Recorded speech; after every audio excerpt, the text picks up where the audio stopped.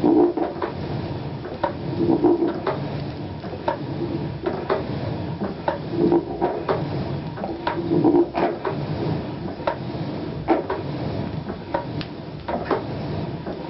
this is my miniature Tatara Furnace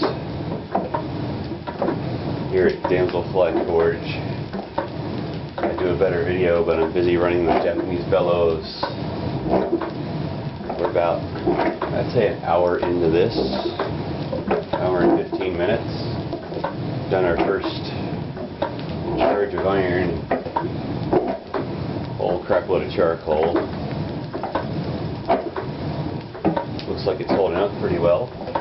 A little bit of smoke coming up, but it'll be alright. So,